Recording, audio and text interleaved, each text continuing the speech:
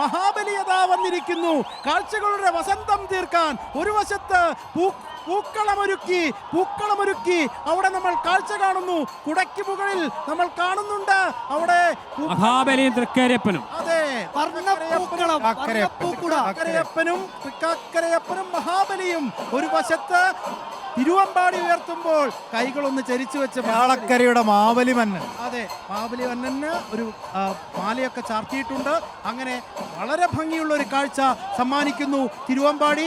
അതേസമയം തന്നെ പാറമേക്കാവ് എന്തോ ഒന്ന് ഒരുക്കി വെച്ചിട്ടുണ്ട്. ഇനി വരാൻ പോകുന്നത് ആവനാഴിയിൽ അങ്ങനെ ഒരുക്കി വെച്ചിരിക്കുന്നതാണ്. അത് വരാൻ പോകുന്നതേയുള്ളൂ. അതിന് മുന്നോടിയായി ഒരു കുട കൂടി കാണിച്ചു തരാം എന്ന് പറഞ്ഞാണ് മറ്റൊരു കുട ഇപ്പോൾ ഉയർത്തിയിരിക്കുന്നത്. അതേസമയം തന്നെ തിരുവമ്പാടിയും പറയുന്നുണ്ട്, അവസാന സമയത്തേക്ക് കടക്കുമ്പോൾ, ഈ വർഷത്തെ കുടമാറ്റത്തിന് പരിസമാപ്തിയിലേക്ക് പോകുമ്പോൾ തീർന്നിട്ടില്ല കേട്ടോ, കാണാനുള്ള കാഴ്ചകൾ അങ്ങനെയുണ്ട്, ഒട്ടനവധി കാഴ്ചകൾ ഇനിയുമുണ്ട് എന്ന് പറഞ്ഞുകൊണ്ട് തന്നെയാണ് മുന്നോട്ട് പോകുന്നത്. ആരോഗ്യകരമായ മത്സരമെന്ന് നമ്മൾ തുടക്കം മുതൽ പറയുന്നുണ്ടല്ലേ. എത്ര ആരോഗ്യകരമായ മത്സരമാണ് മുന്നോട്ട് പോകുന്നത്. ആ പൂക്കളത്തിന്റെ ചന്തമൊന്ന് നോക്കൂ, അതിലുള്ള നിറങ്ങളൊന്ന് നോക്കൂ, ആ തൃക്കാക്കരയപ്പനെ പ്രതിഷ്ഠിച്ചത്, ആ കുടയ്ക്ക് മുകളിൽ പ്രതിഷ്ഠിച്ചത് നോക്കൂ. മഹാബലി മന്നൻ അവിടെ ഇങ്ങനെ വന്നു നിൽക്കുന്ന ആ കാഴ്ച, തെക്കേ ഗോപുര നടയുടെ മുൻവശത്തുള്ള ആ കാഴ്ച എത്ര സുന്ദരമായ കാഴ്ചയാണ്.